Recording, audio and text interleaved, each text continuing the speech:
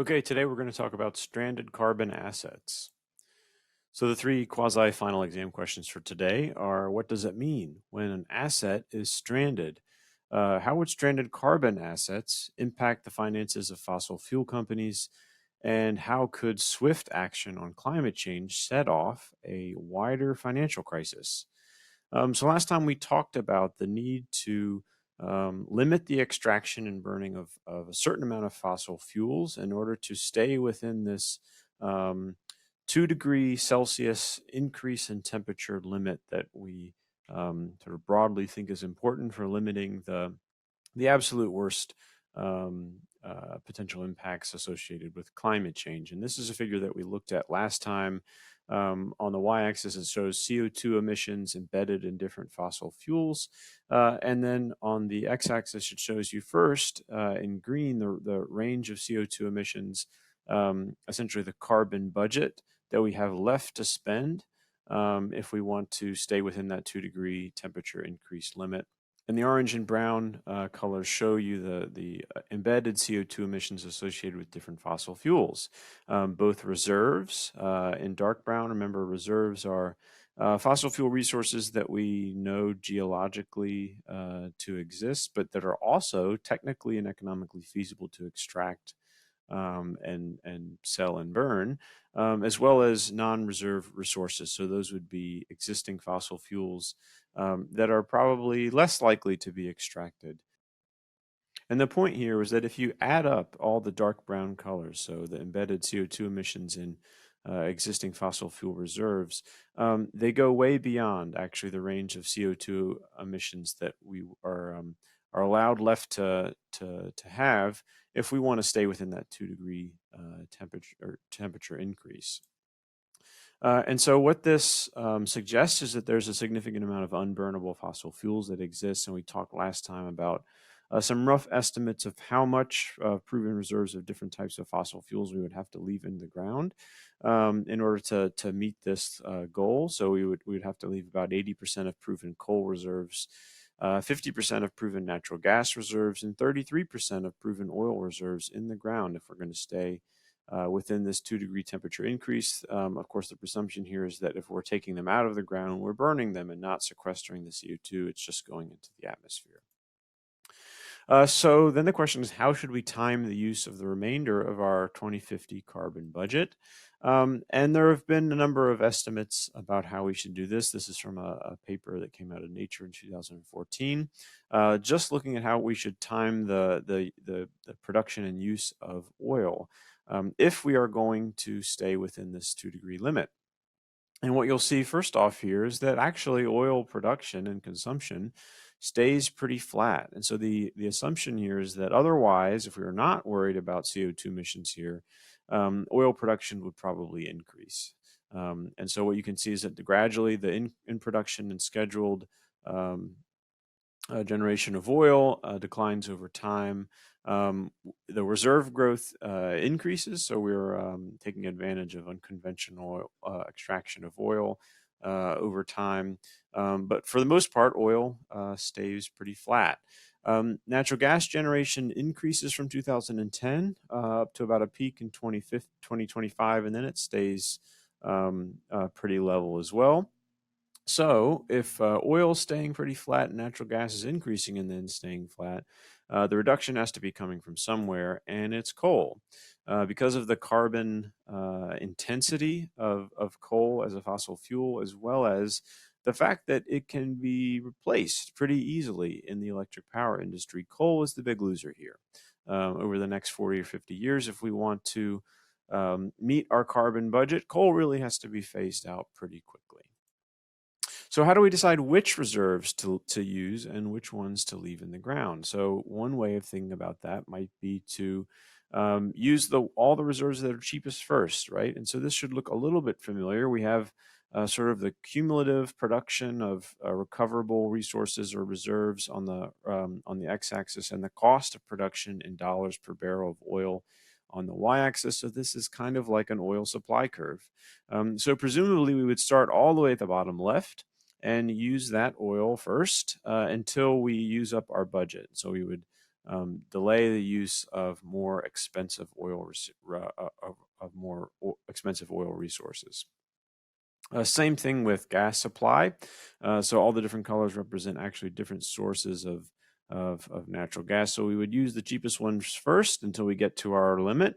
And then here's similar data shown for coal. So another relevant question is, where are the fossil fuel reserves that we can't extract and burn? So this has been studied as well. And what this information shows, I'm going to move my face up here, are the different countries where fossil fuel reserves exist, as well as estimates of the percentage of the reserves of those fossil fuels in each country that will have to remain underground. And so you see a range of percentages here. You know, if you're looking at, if we just focus on the United States, just for oil, only about 6% of domestic oil reserves in the United States need to stay underground. Only about 4% of gas in the United States needs to stay underground. But 92% of the existing coal reserves in the United States need to stay in the ground, right? So we're very clearly making a distinction between oil and gas and coal here in terms of the industries that might be most profoundly impacted in the United States. Other places to take a look at as well. The Middle East. Let's focus on the Middle East. We know the Middle East is a very large oil and gas producer. And so right here it says billions of barrels. It is the largest oil producer shown here. Now, whereas in the United States, only 6% of domestic oil reserves were projected to remain underground, this shows that 38% of oil reserves in the Middle East and 60% of gas reserves in the Middle East need to stay underground in order for the world to meet this climate objective. Um, and so that's a pretty big number. So like, who owns these fossil fuel reserves? So let's start with oil and gas. So you may think that it's these companies, right? The super majors, the big oil companies that are often vilified in conversations that we have about, the role of oil and transportation and carbon dioxide in climate change. The reality is that these are not the companies that own fossil fuel, especially oil and gas reserves anymore. The super majors once controlled about 85% of the world's proven oil and gas reserves, but today they only own about 15% of the world's oil reserves. The rest of the world's oil reserves, and it's a little bit hard to see here, are all owned by essentially countries, so sovereign nations as well as nationalized oil companies. So that's a much different perspective when we're talking about keeping 35% or 33% of the world's oil reserves underground. We're really talking about that impacting the potentially the wealth and a source of revenues for countries instead of big oil publicly traded companies. Now let's look at coal reserves, at least for the United States. Actually, something is kind of similar here. If you look at domestic coal reserves in the United States, mostly the federal government is the main holder of reserves. There are a lot of other companies here on the list as well, but their collective holdings are actually less than the amount of coal reserves that are owned by the U.S. federal government. So let's go through a thought exercise where we assume that unburnable fossil fuels, right, the fossil fuels that we've decided are more costly, but also put us outside of our carbon budget, are actually kept underground in order to help address the challenge of climate change. So, what are the effects here? For private companies, I mentioned that mostly private companies are not the main owners of reserves, but they do own significant reserves. And for some companies, the reserves are probably some of the most valuable assets that a fossil fuel company owns. Um, But there are other important and valuable assets that fossil fuel companies own as well. Apart from reserves, what other valuable stuff might a fossil fuel company own? So it would be technology, infrastructure, land, all that's used for fuel exploration. So, in other words, identifying new resources or fossil fuel reserves, for extracting fossil fuels, for transporting them and refining them. For private companies, fossil fuel reserves, as well as all their related infrastructure, can be thought of in two ways. And this is going to take us back really to one of the first lectures we had about basic accounting. So remember these terms, assets and liabilities. So we can think about where fossil fuel assets end up on a company's balance sheet, which remember is just sort of a snapshot of a company's financial health. Assets are, you could think of as good stuff, right? So they're sources of economic value. Cash would be assets, but also physical assets, like infrastructure. Liabilities you could kind of think of as bad stuff. So future costs, salaries that you have to pay employees, or debt, right? So if a company borrows a lot of money in order to acquire new reserves or build a new pipeline or build a new power plant, all that money that they borrowed eventually has to be paid off, and that debt is a significant liability. So for fossil fuel companies, reserves and infrastructure represent a source of potential future revenues, right? Because if you own reserves, the thought is that you invested in those reserves thinking that you were going to be able to extract those fossil fuels and sell them in order to make money. At the same time, those reserves probably represent a source of debt because you probably borrowed the money to buy the reserves. And so you have this obligation to pay that money back over a long period of time. But when a coal company in particular, when they acquire new reserves, or when an oil or gas company spends money on a new refinery or a pipeline, remember, it's a calculated decision. So, what would happen tomorrow if, for example, we told a major fossil fuel company that 40% of its reserves were now worth $0? And the implication here is that we would be telling them that because there is some sort of limit on the amount of fossil fuels that we're able to extract in order to mitigate CO2 emissions, to do something significant about climate change, right? If you happen to be a fossil fuel company whose reserves are too expensive, and you're on the wrong side of the system supply curve, where the carbon budget means that your fossil fuels in particular won't be able to be extracted. Let's say that those fossil fuels are now worth $0 because you can't extract them and do anything with them that's useful.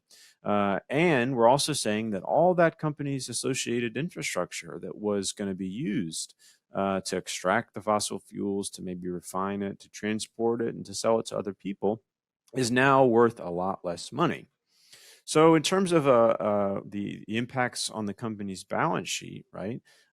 We could think about the impacts here in terms of its assets and its liabilities.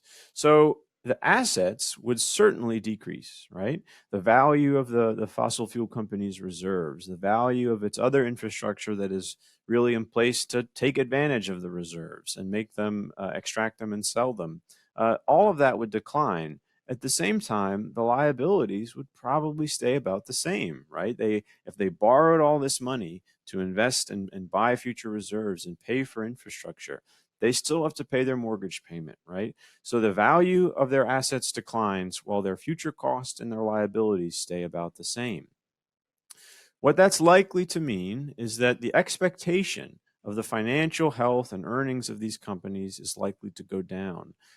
Individual investors who might be interested in buying stock in these companies are going to be a lot less likely to do so.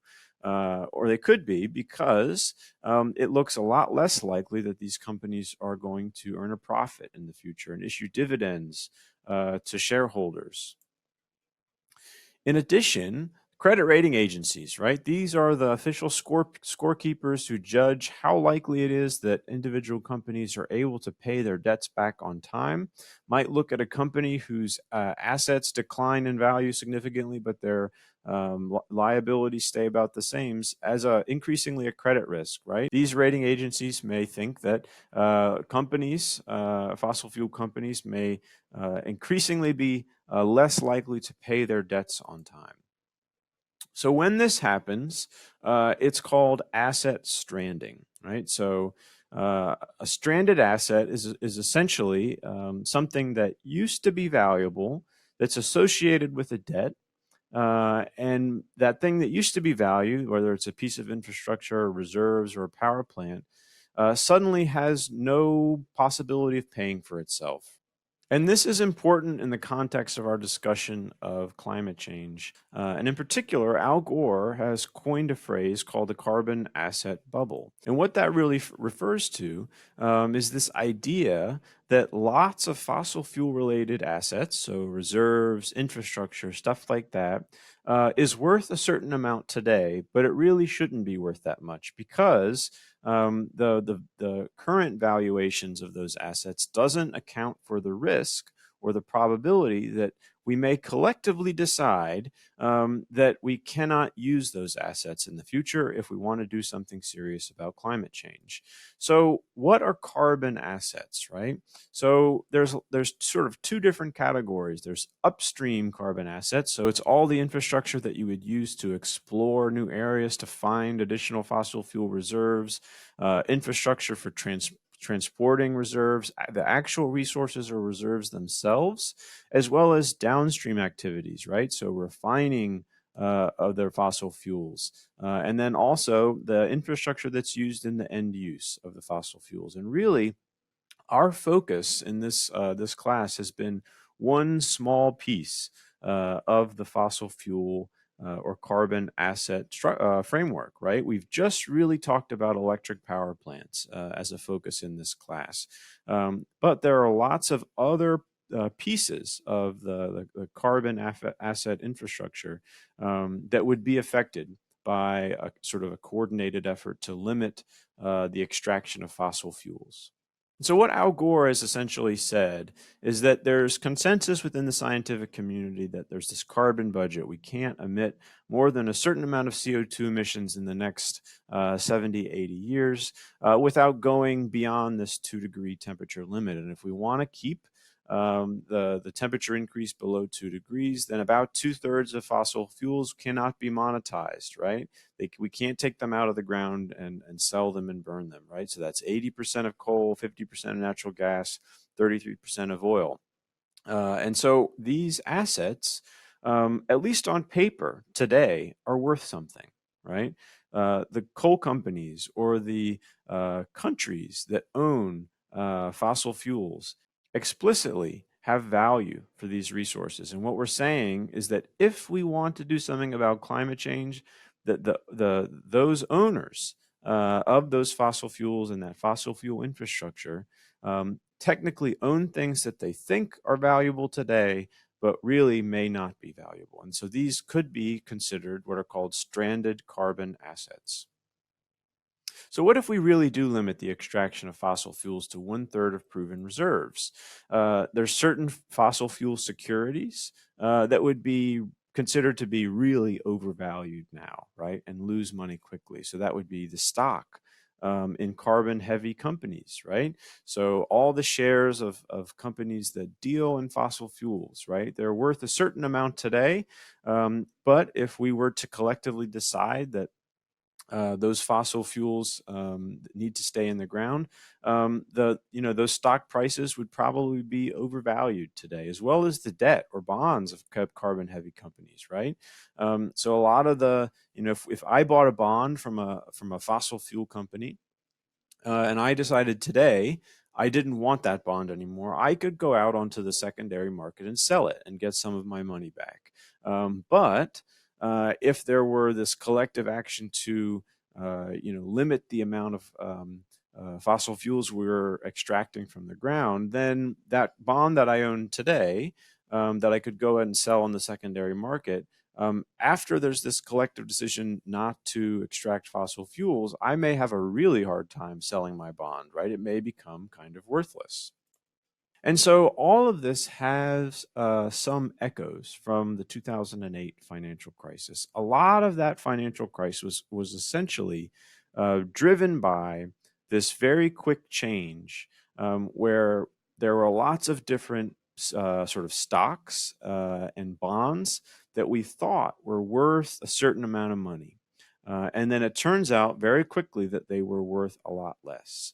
And so the background of the 2008 financial crisis was that um, mortgage lenders were issuing what were called subprime mortgages or loans given to people with low credit scores. So essentially, people who, for a variety of reasons, were less likely to pay their actual money back.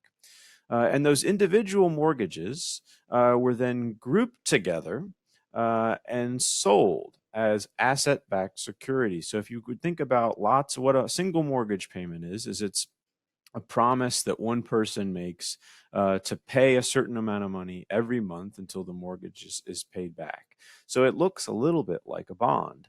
And if you thought about grouping lots of different mortgages together, it looks like one big bond. And the advantage of grouping them all together is that, one person might have a hard time paying their mortgage back because something important in their life changes, like they lose a job, or one part of the country, the housing market, doesn't do as well. But by grouping lots of mortgages together from different parts of the country, it's unlikely that everybody at the same time would have a hard time paying off their mortgage. And it was the job of the credit rating agencies like Moody's and Standard and Poor's and Fitch to look at those asset-backed securities, essentially those investments, and decide how likely it was that the homeowners were going to default on their mortgages. And as it turns out, the credit rating agencies poorly assessed the probability of lots of people all at once defaulting on their mortgages. And when that did happen, because of falling home prices, predatory loans, etc., investors in mortgage-backed securities lost a lot of money. And when those investors lost money, the people who they owed money to lost money. And then the people who they owed money to lost money. And it turns out that this actually caused sort of a chain reaction, an uncontrolled chain reaction that led to a financial meltdown that impacted not just the United States, but countries all over the world. And so there have been many people recently who have expressed concern over the potential for a rapid market correction for carbon risk to set off a similar global financial crisis. In other words, if we think that there are lots of different fossil fuel assets, bonds and stocks and stuff like that, that are worth a certain amount today, and all of a sudden, the value of those assets decreases overnight. And the presumption here is that they would decrease overnight because we collectively decide to save the world and to mitigate the impacts of climate change, that could set off a global financial crisis. Because when fossil fuel companies own a lot of money, the people who invested in those fossil fuel companies will lose a lot of money. And the people who invested in the people who invested in fossil fuel companies would lose a lot of money. And it could set off sort of a similar chain reaction.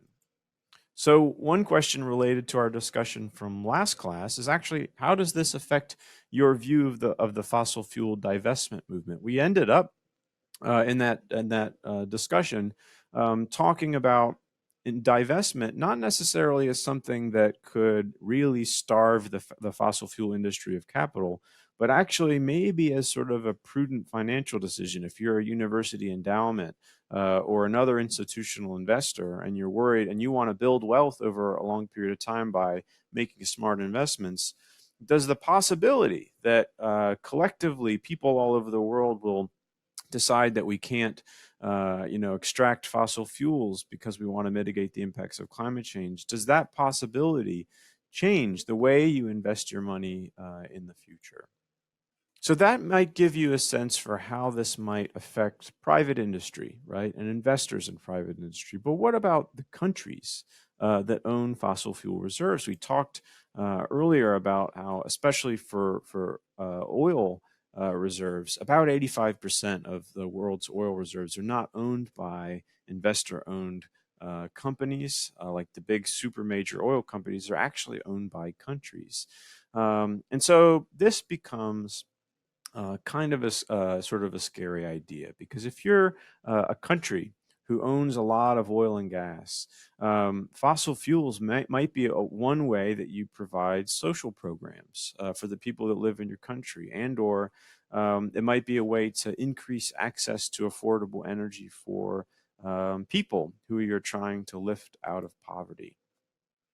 And so the idea that some of these countries who may be extremely reliant on selling fossil fuels in order to essentially make ends meet, that these countries may, at some point in the near future, be the owners of a lot of fossil fuel assets that are worthless.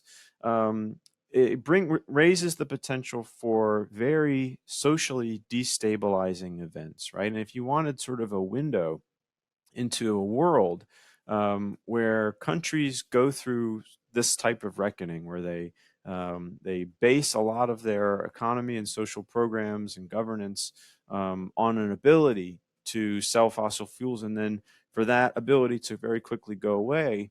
All you have to do is look at what's happening in Venezuela or Iran or Russia, places where that have been deeply impacted by low fossil fuel prices, in particular oil prices, in recent years. And I'm not trying to say that some of the problems that these countries are experiencing are only due to this, but this has a compounding effect on the challenges that some of these countries face when a lot of the value that they derive from fossil fuels goes away quickly.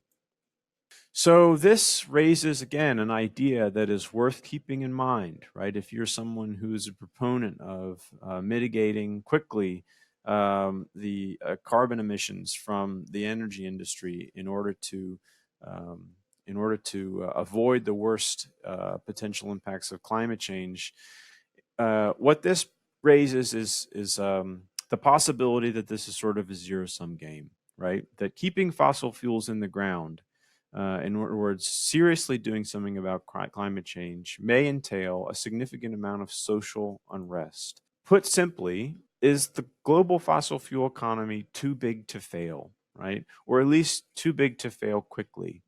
Are we damned if we do, and are we damned if we don't? So now for a little discussion. If you knew that the swift action on climate change would create a global financial crisis, what strategy would you recommend taking? Who do you think would be most impacted by swift action on climate change? Are those the same people who would be most impacted by doing nothing? How does this type of thing affect how we should communicate about climate change? How politicians should communicate about climate change, about renewable energy, etc. Should we talk about these risks when we're advocating for action on climate change? Does this conversation raise other issues that we should also be considering? So next time is our last lecture. We're going to talk about a little bit more about the socioeconomic implications of doing something meaningful about climate change. And we'll follow that up with a little bit of discussion as well.